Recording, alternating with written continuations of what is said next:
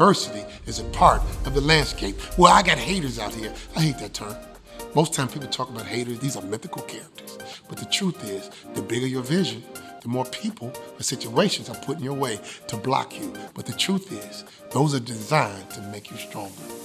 Every piece of adversity I faced was not an obstacle to make me quit. It was put in my way to make me bigger, stronger, and faster.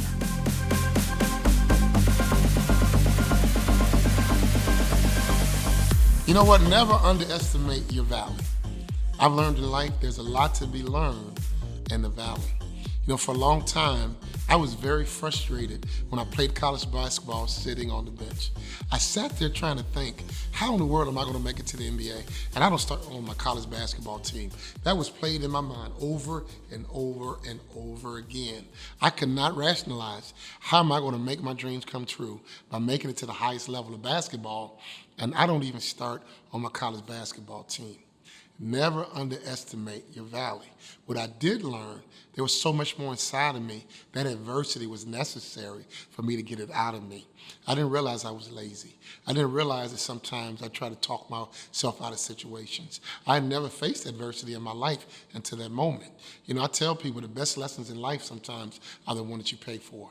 Yes, I was sitting on the bench. Yes, I was frustrated. Yes, I was confused. Yes, I didn't understand, but I had to do something about it. And the moment I did something about it, before I knew it, charisma was born on the inside of me. Before I knew it, motivation was born on the inside of me.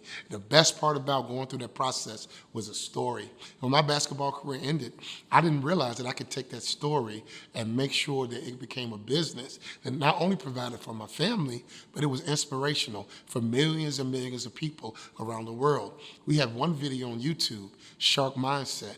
We've had over 4.5 million views. If I don't sit on the bench, there's no story. So I want to ask a question. What valley are you in right now? Are you underestimating your valley? Are you frustrated by your valley? Are you recognizing that something special, something glorious is going to come out of your valley?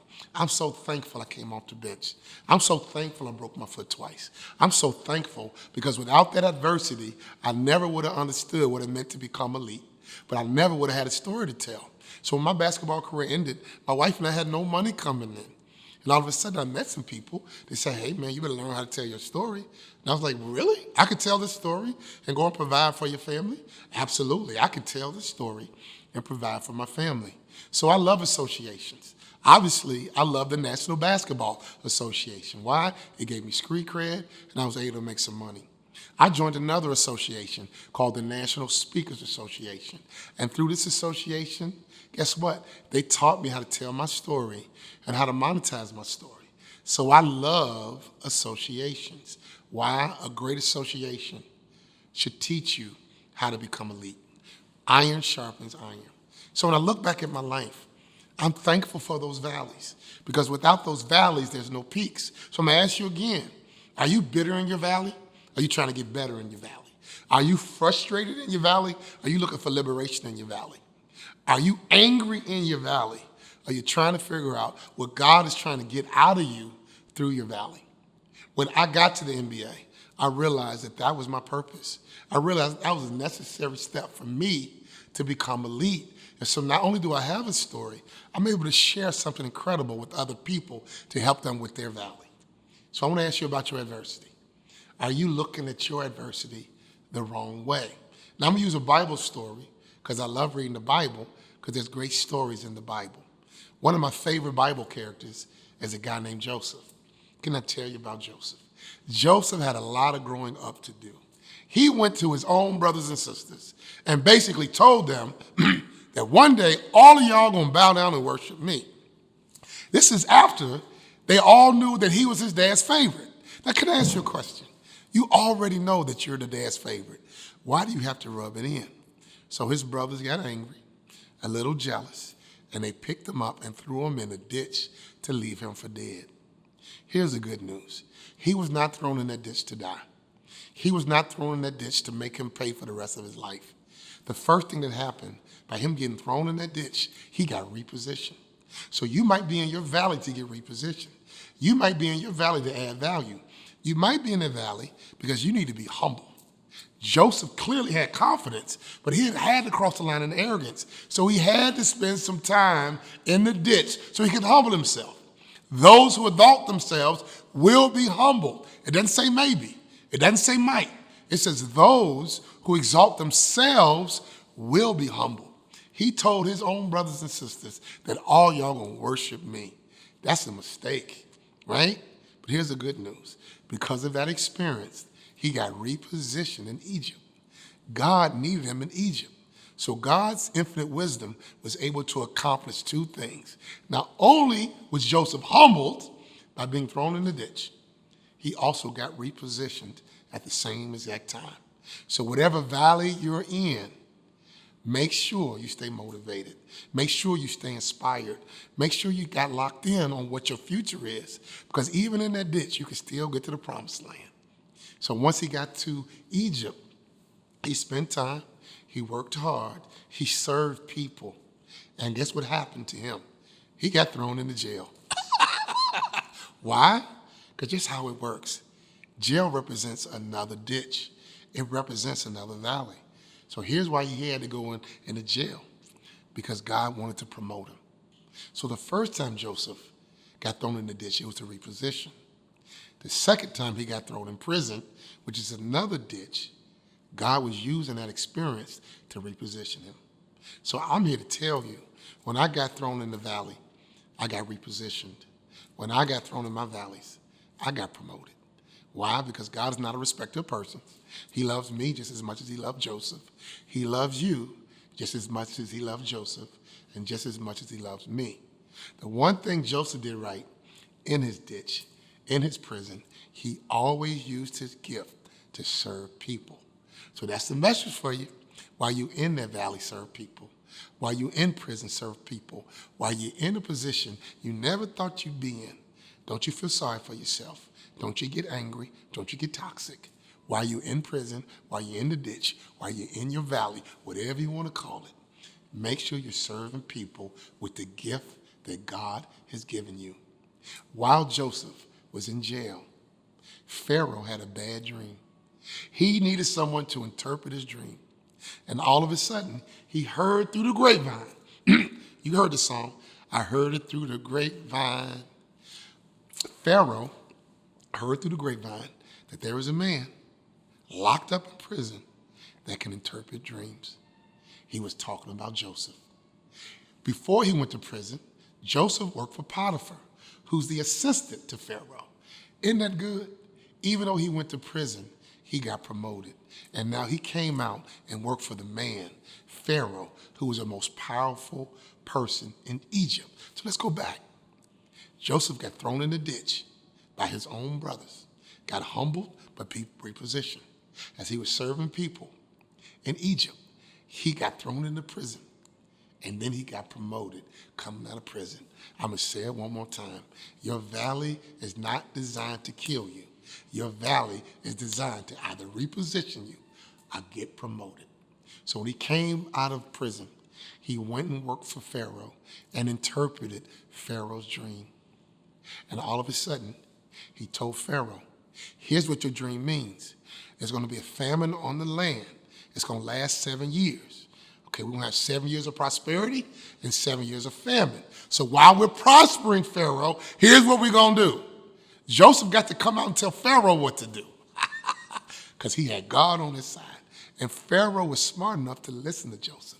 In these years of prosperity, we're going to store away all the luxuries, all the grain, all the wheat. So for 7 years, Pharaoh executed exactly what that man of God told him to do. For 7 years of prosperity, they stored up all the grain, all the wheat, everything. And then after 7 years, just like the dream was interpreted to be, there was 7 years of famine. So while everyone else was starving and hungry, they were sitting on incredible resources. And people from all over the world flocked to Egypt to take advantage because the whole world was in a famine. So here's Joseph's power. He was a consultant. He consulted the most powerful man in Egypt, and I'm assuming in the world at that time, because he had the wisdom of God. And that gift that he had of interpreting dreams, Pharaoh needed that resource.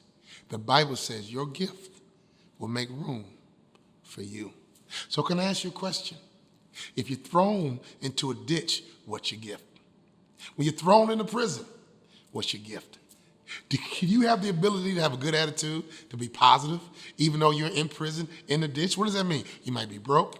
You might be fired. You might be in a position you never thought you'd be in. I'm pretty sure when Joseph told his brothers with his fancy coat on, one day y'all all gonna bow down and worship me, he never saw a ditch in his life. He didn't see it coming. He surely didn't see a prison. But just like he prophesied, one day his family, they were starving through their famine. And guess what they had to do? They had to come to Egypt to get resources because the whole world had been famished. And when they showed up in Egypt, Joseph recognized his family quicker than they recognized him. And as soon as they realized that was Joseph, they got afraid. Like, oh my God, that's our little brother that we threw in the ditch to leave him for dead. Now he's the most powerful man in Egypt. He's surely gonna kill us. He's gonna tear us all down. We're in trouble. Joseph became a truly mature man of God. You know how I know? Because he forgave his brothers. If you want to be mature in Christ, you better have the spirit of forgiveness. If you want to be mature in Christ, you better walk in love. Even though he had been wronged by his brothers, when he saw his brothers, all he saw was love. He had already forgiven them in his heart of what they did for him because he understood God and he knew God and he realized he benefited from being in that ditch. He benefited from being thrown in prison. He benefited from being in Egypt. And now he can bless his family. And once they realized that Joseph was alive, they went back home and told their dad. And then before his dad passed away, he got a chance to set his eyes on Joseph one more time. What a great story. What a great experience. But for all of us, what a great lesson. You know, here's what my truth, and one reason I love what I do. When I'm in that ballroom, I recognize that everyone in that ballroom has some type of dream, some type of vision, something they really, really are believing that's going to be tough to achieve, but it's their ultimate best life. Now, when I'm in front of that audience, I light up because I know I've been in that position myself. And all I want to do is make sure everyone understands that if you're in a valley, you feel like you're in some kind of ditch, or you're someplace you don't really prefer to be in, and sometimes you cannot believe you're in this position. I just want to encourage people, being in the valley, being in these ditches are sometimes your biggest opportunities to understand and grow. One of my quotes I love to share with my audience, the best lessons in life are the ones you pay for. When I realized I was in my own personal ditch, it was devastating. It was tough to deal with. But once I became accountable, once I began to mature, I realized I put myself in that ditch. And if I can put myself in a ditch, I surely can get myself out of a ditch. How do I do it? With habits and rituals. I began to work hard every single day. I began to become coachable. I would go to my coach and ask a simple question: what do I need to do? If you tell me what to do, coach, I'll do it. I'll take the skin off my chicken. I'll stop drinking Coca-Cola. I'll even give up French fries because my dream and my vision, I want it so bad, coach. Just tell me what to do and I'll do it. After a while, I became more coachable. After a while, I became more teachable.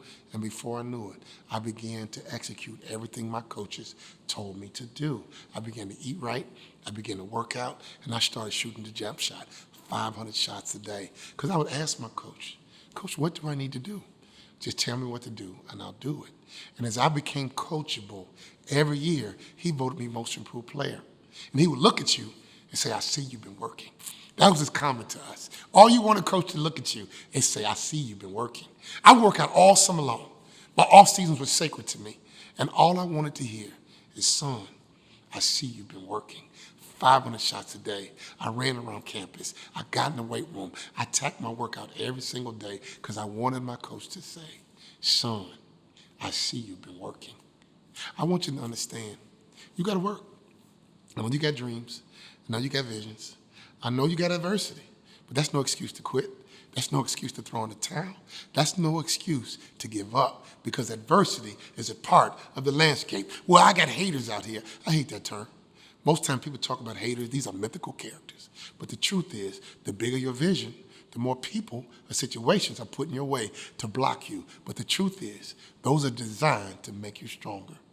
Every piece of adversity I faced was not an obstacle to make me quit.